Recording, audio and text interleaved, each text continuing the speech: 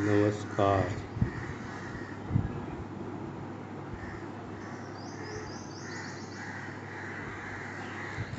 खाली मन शैतान का घर,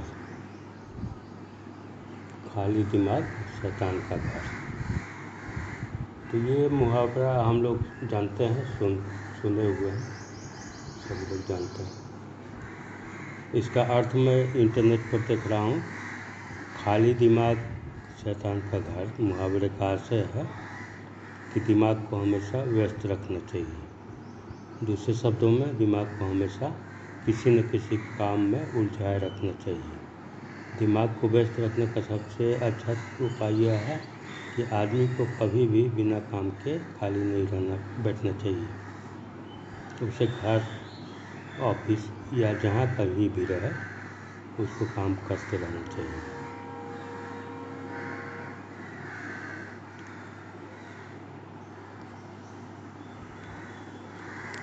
बात इस मुहावरे में जो कही गई है वो मन की बात है, दिमाग की बात है। और हम जो समझ रहे हैं वो है कि हमको खाली बैठना नहीं चाहिए, खाली रहना नहीं चाहिए, कोई ना कोई काम हमको करते रहना चाहिए, मतलब व्यस्त रहना चाहिए।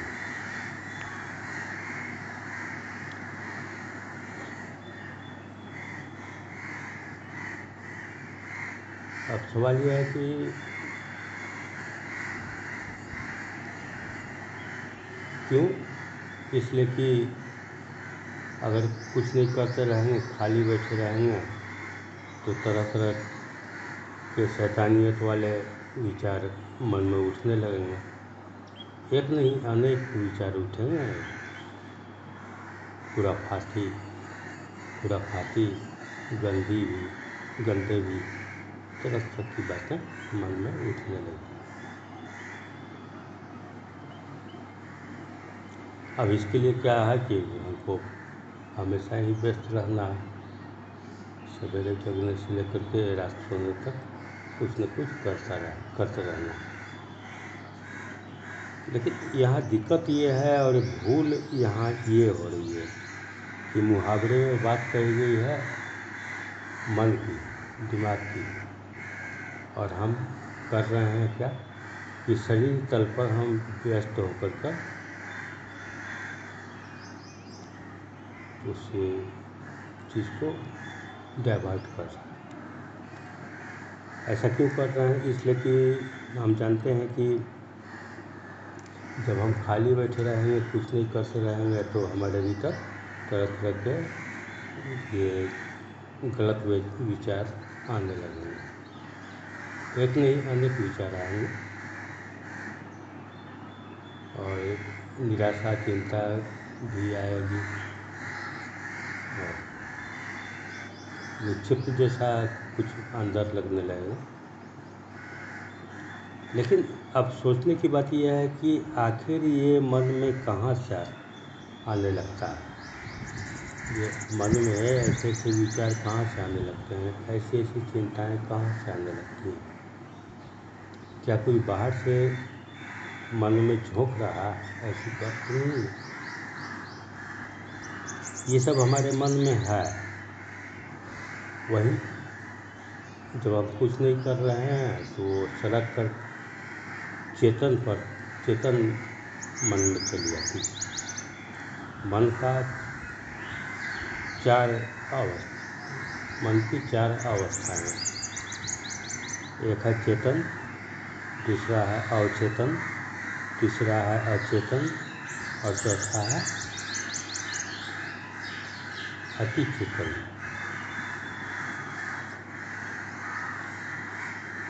तो जब हम कुछ काम में लगे हुए रहते हैं, व्यस्त रहते हैं, तो हमारा चेतन मन सक्रिय रहता है, ये कर रहा है, वो कर रहा है, इसमें व्यस्त है, तो उस काम में मन व्यस्त रहता है। जब हम कुछ नहीं कर रहे होते हैं तो हमारे चेतन मन में अवचेतन की बातें उठ करके चली आती हैं सामने। और कुछ अचेतन की बातें हुई, क्योंकि मन के भीतर जो डार्क रूम है, डार्क स्टोरेज है, जिसमें बहुत सी बातें, बहुत सी संवेदनाएँ, बहुत से इमोशंस, रिएक्शंस,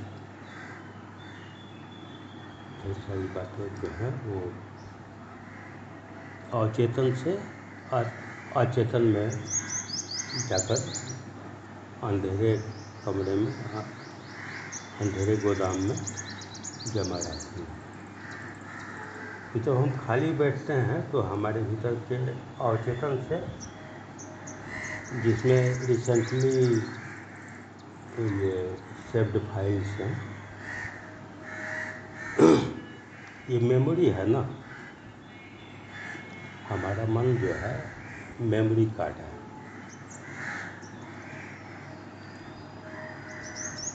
तो इसमें चेतन में वो फाइल है जो कि जिनको हम लेकर के टेबल पर बैठे हैं,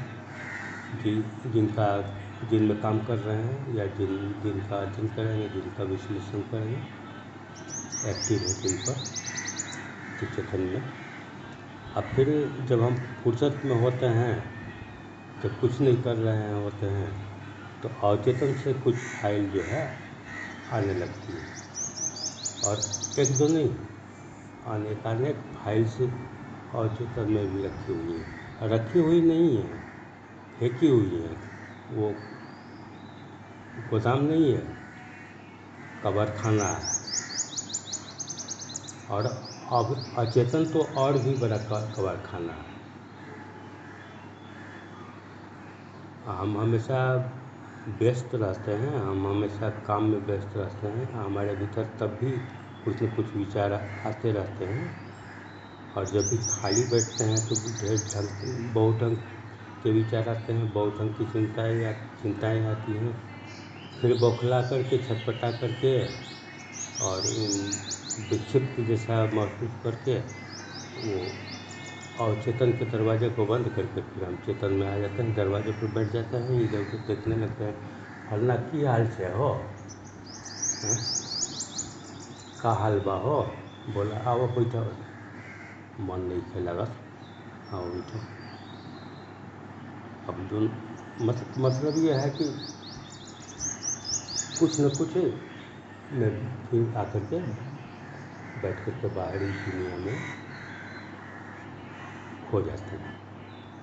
लेकिन हमारी बाहरी दुनिया से ही आई हुई बातें हैं, हमारी बाहरी दुनिया से ही संबंधित चिंताएँ हैं, हमारी बाहरी दुनिया से ही संबंधित सब कुछ है, क्योंकि हमारे अचेतन और अचेतन मन में संग्रहित है, मेमोरी में संग्रहित है। अब सवाल यह है कि हमको परिस्थिति आती है, समय आता है, जबकि हमको कुछ सोचना होता है, कुछ सोचकर, किसी बात पर सोचकर कोई निर्णय लेना पड़ता है, लेने का समय आ जाता है, वो ज़रूरी हो जाता है। तो उस समय हम क्या करते हैं?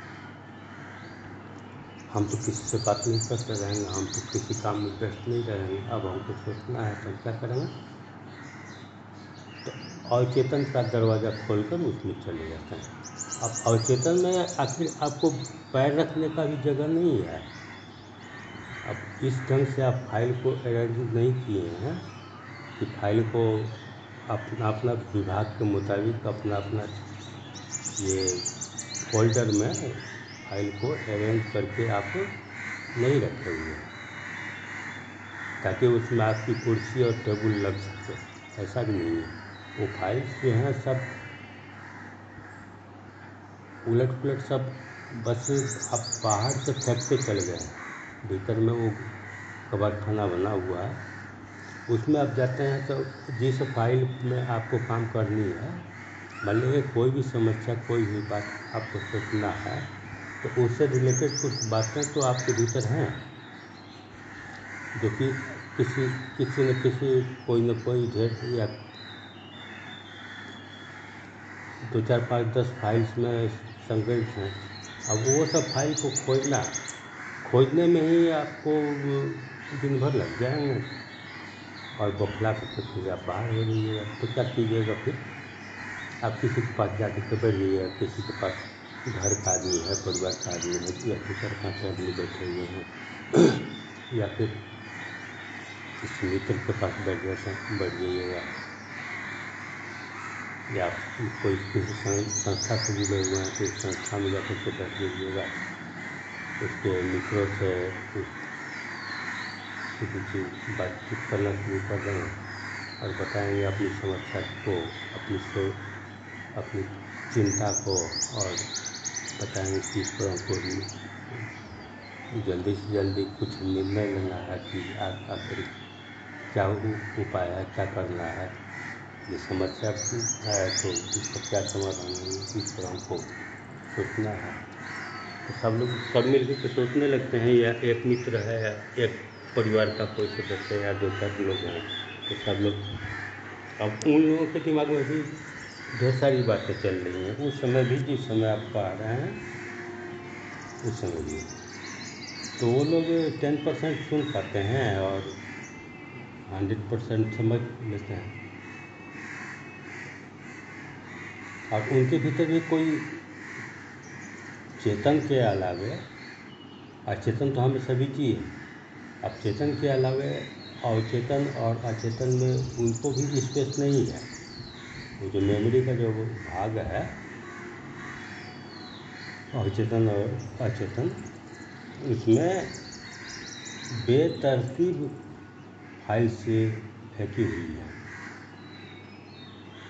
कोई अरेंजमेंट नहीं है, कोई मैनेजमेंट नहीं है कि कौन फाइल की हमको आवश्यकता है तो उस फाइल को हम राइट से खींच करके, या उस फाइल को हम उसके फाइल, वो सब फाइल का हम एक फोल्डर बनाए हुए हैं, उस फोल्डर से खोल करके उसके बाद इस मतलब समस्या या इस बात से संबंधित ये जो सोचना है, सोचने का विषय है, इससे संबंधित बातों को एक साथ सामने ला करके उस पर सोच सकें, उस पर विश्लेषण कर सकें, उस पर निर्णय ले सकें।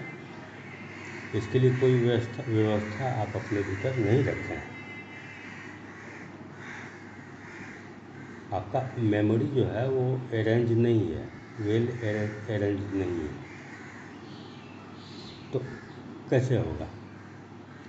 तो दूसरे के साथ जाकर के हम बैठ कर सोचने लगते हैं, और वो बेचारा भी अपने जैसा ही आदमी है ना, उसके भीतर भी अवचेतन में और अचेतन में तो अपार संपदा भरी हुई है। यही सब कूड़ा कचरा कबाड़ खाना बना हुआ है। तो भी बेचारा वो आप ही के जैसा है, सब वैसे ही हैं हम लोग। तो वो भी उसके, वो एक आदमी है, 2 आदमी है, उसके बीच 5 आदमी हैं, उसके बीच मित्र मंडल है, परिवार के सदस्य हैं। उनके बीच बैठ कर अपनी बात को, अपनी चिंता को, अपनी समस्या को बोलने लगते हैं कि ये समस्या आ गई है, चिंता का विषय आ गया है, तो इस पर सोचना है। अब उस चिंता के विषय को आप एक्सप्लेन करते हैं, लेकिन वो जो सामने है तो वो भी ऐसे ही है ना, तो वो 10% सुनते हैं और 100% समझते हैं। और फिर मतलब जिम्मेवारी तो है ना, गैर जिम्मेवार व्यक्ति तो कोई है नहीं। हर किसी को, और हर किसी के भीतर जो आपका मित्र है या जो आपका परिवार है, तो उसको भी चिंता होती है ना। जैसे आपके भीतर चिंता हो गई है कि इस समस्या का, मैंने चिंता का कोई क्या निष्कर्ष निकाला जाए, क्या निर्णय लिया जाए, क्या समाधान निकाला जाए, तो इसके लिए वो भी बेचारा सोचने लगता है। लेकिन सभी की तो स्थिति वही है, तो सब लोग जल्दी दिमाग चलता है। कोई भी भीतर शांति से जाकर के सोचने समझने वाला व्यक्ति तो है नहीं। अपनी थोड़ा सुना, ज़्यादा समझा, और 10% सुना, 100% समझा, और 200% बोलने वाला हमसे व्यक्ति हम लोग हैं। तो हम लोग निर्णय भी तो वही व्यक्ति ले रहा है, समाधान भी तो वही व्यक्ति ला रहा है मिलजुल करके। अकेले तो संभव होता ही नहीं। तो जो भी समाधान आया, जो भी निर्णय हुआ, उसके आधार पर हम काम करते हैं। और कोई मतलब अच्छा फल आया तो हम लोग किए, और गलत फल आ गया, विपरीत फल आ गया, इच्छा के विपरीत फल आ गया, तो क्या करें? नसीब ही खराब था, भगवान की जो मर्जी। अब भगवान का दोष हो गया वहाँ पर। आप अगर किए और उसका फल अच्छा आया तो वो करता आप हैं, और वो जो आप असफल हो गए तो उसमें भगवान जो है उसका करता है। भगवान का दोष है, नसीब का दोष है, मुकद्दर का दोष है, किस्मत में नहीं है। तो ये सब बातें होती हैं। अब कहावत में है कि खाली मन शब्द का प्रयोग किया गया, खाली दिमाग शब्द का प्रयोग किया गया। लेकिन हम वही हैं, 10% सुनते हैं, 100% समझते हैं, जो 200% एक्सप्लेन करते हैं। हम वैसे ही हैं सब लोग। तो ये बात है, तो कैसे क्या होगा? और हमारे भीतर ये भरा गया है कि खाली मन शैतान का अड्डा, खाली मन शैतान का अड्डा, खाली दिमाग शैतान का अड्डा। तो हम हमेशा व्यस्त रहने का ट्रेनिंग लिए हुए हैं, हमेशा व्यस्त रहते हैं। भीतर हमारे भीतर क्या क्या है, वो अवचेतन और अचेतन के गोडाउन में क्या क्या चीज़ फेंक दिए हैं, सब बैकआउट करके के जो रखे हुए हैं, पेंडिंग करके जो सब रखे हुए हैं मामला मुद्दा को, तो वो सब तो फंद फैलाए, मुंह उठाए हुए हमारे तरफ देख रही हैं कि कब आएगा, कब हमको ढंग से समय देगा। लेकिन हमारे पास तो समय है ही नहीं, हम तो व्यस्त रहने वाले व्यक्ति हैं। जानते हैं कि भीतर अगर गए मुश्किल हो जाएगा, फिर भागो, जल्दी से भागो, यहाँ से पैर रखने का जगह नहीं। और ये बचपन से लेकर के अगर 40 साल के हैं, 50 साल के हैं, 60 साल के हैं, 70 साल के हैं, तो सब और ही स्थिति जैसे जैसे उम्र बढ़ रही है वैसे वैसे अंदर का गोदाम और भी कूड़ा घर कबाड़ खाना बनता चला जा रहा है। तो ऐसी स्थिति में आप क्या कह रहे हैं, क्या कहेंगे कि खाली जब होंगे हैं तो भीतर जाएंगे, दरवाजे पर से रूम का ताला खोल के भीतर जाएंगे तो वहीं मिलेगा शैतान, सब मिलेगा, पागलपन मिलेगा, विक्षिप्ति मिलेगी, अस्थिरता मिलेगी, किसी बात पर सोच पाने की स्थिति नहीं मिलेगी। तो ये परिस्थिति है भीतर की, हमारे अंतस की ये स्थिति है। तो आप क्या करेंगे? आप मुझसे पूछिए तो मैं इस मुहावरे के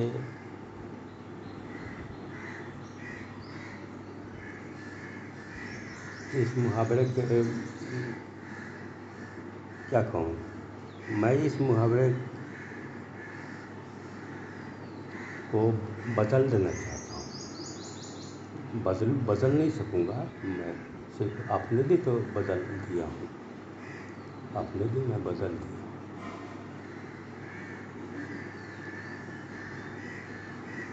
मैं एकाग्रचित होकर के किसी भी बात पर सोच पाता हूँ, किसी भी समस्या को जो मेरे सामने, मेरे जीवन में, मेरे परिवार में, मेरे समाज में, मेरे मित्र मंडल में, या देश में, या दुनिया, जो भी समस्या पैदा होती है, जो भी गलत या अच्छा मुझे दिखाई पड़ता है, सब पर मैं खुद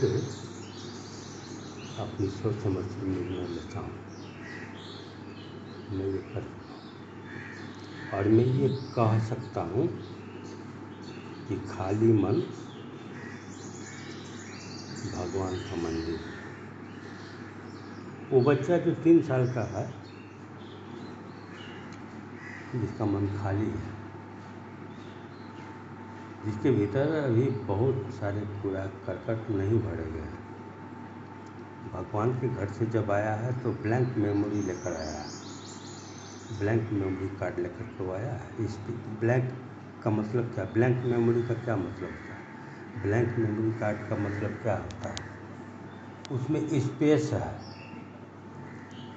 अब 70 GB का है, 100 GB का है, 200 GB का है। वो जो स्पेस है, मतलब स्पेस का मतलब क्या होता है? खाली स्थान। स्पेस जो हम क्या कहते हैं, स्पेस किसको कहते हैं? आकाश को कहते हैं। आकाश का मतलब क्या होता है? खाली, खाली स्थान जिसमें कुछ है ही नहीं। और उसी खाली स्थान में सब कुछ है। पूरा ब्रह्मांड जो है वो खाली स्थान नहीं है, आकाश में ही है। सारी आकाश गंगाएं, सारे तारे, सारे सौरमंडल, सारे ग्रह नक्षत्र, सब कुछ, वायुमंडल, सब कुछ इस आकाश में ही है। तो भगवान जो हमको भेजता है, भगवान जो मैन्युफैक्चर करके एक चाइल्ड को भगवान बनाए या कोई बनाए, जो भी हो, कुछ भी आप कहिए, कुछ भी हम समझे, हमें तो पता नहीं है कि कौन कैसे जन्म ले रहा है, कैसे आत्मा का प्रवेश हो रहा है। सब कुछ तो हम सिर्फ जो प्रत्यक्ष रूप में जो होता है कि हाँ बच्चा जन्म लिया, यही हम देख पाते हैं ना। और इसके पहले जो सहवास हुआ ये हम जानते हैं, बस इतना ही नहीं जानते हैं। और इसके भीतर बच्चा जो है पेट में है तो बढ़ रहा है, तो वो क्या वो सोनोग्राफी होता है, वो सब करवाते हैं, एक्सरे वगैरह करवाते हैं, तो उसमें देखते हैं कि बच्चा जो है डेवलप कर रहा है, बढ़ रहा है, पेट में लात मार रहा है, तो इसका वो करते हैं, ये सब हो। लेकिन वो बच्चा जो है वो उसके भीतर जीव कैसे आ गया है, वो बच्चा कैसे डेवलप कर रहा है, क्यों कर रहा है, कैसे, क्या उसका तकनीक है। और फिर जन्म लेता है तो कैसे ले लेता है, फिर जन्म लेता है तो उसके भीतर कौन सी आत्मा चली जाती है, कोई वही आत्मा ही चली जाती है जो कि जीवन भर उस शरीर में रहती है। वृद्ध होने तक, जवान होने तक, किशोर होने तक, बच्चा होने, हमेशा ही वो जो आत्मा जो रहती है, फिर एक दिन वो आत्मा निकल जाती है तो वो शरीर रखा हुआ रह जाता है। तो ये सब हम जानते हैं, लेकिन उसके पीछे कैसे क्या होता है, आत्मा का प्रवेश कैसे हो जाता है, आत्मजीति कैसे है, ये सब बात तो हमको पता नहीं है। तो मैं ये कह रहा था कि वो जो अब तो इसलिए हम जिस चीज़ को नहीं जानते हैं तो हम मानते हैं कि कोई भगवान जो है करता है। अच्छी बात है, भगवान को मानना ही चाहिए, अस्तित्व को मानना ही चाहिए। वो अस्तित्व से के सब कुछ से हम परिचित नहीं हैं, खुद के से भी हम परिचित नहीं हैं, अपने शरीर से भी हम परिचित नहीं हैं। मन और भी बहुत चीज़ है भीतर में, अहंकार है, अस्मिता है, बुद्धि है, विवेक है, सब कुछ। तो इन सब से सब परिचय भीतर जाएंगे तब होगा ना। तो ये सब नहीं है। तो मेन चीज़ है कि ये है कि मैं जो कह रहा था कि भगवान के घर से जो बच्चा आता है तो उसके पास ब्लैंक मेमोरी कार्ड आता है, निर्दोष, अबोध। इसलिए ना हम लोग कहते हैं कि एक बच्चा जो है भगवान है, बच्चे में भगवान का दर्शन होता है। सच में बच्चे में भगवान का दर्शन होता है। बच्चे को गोद लेते हैं, बच्चे को सीने से चिपकाते हैं, बच्चे के सर से अपने सर को सटाते हैं, कितना अच्छा लगता है।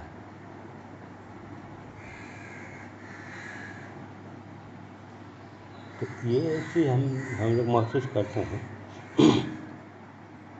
और एक बात और भी हम लोग जानते हैं ऋषि मुनि संतों के बारे में कि वो जब उपलब्ध हो जाते हैं ज्ञान को, वो लोग समाधि को प्राप्त कर लेते हैं, वो लोग भगवता से जुड़ जाते हैं, उन लोगों का भगवान का दर्शन हो जाता है, वो लोग अल्लाह से जुड़ जाते हैं, वो लोग वाहेगुरु से जुड़ जाते हैं, वो लोग परमेश्वर से जुड़ जाते हैं, वो लोग गॉड से जुड़ जाते हैं। जब पूर्णता को प्राप्त कर लेते हैं तो वो भी इनोसेंट हो जाते हैं, बच्चे जैसा हो जाते हैं। उनका शरीर नहीं हो जाता, उनका मन हो जाता है।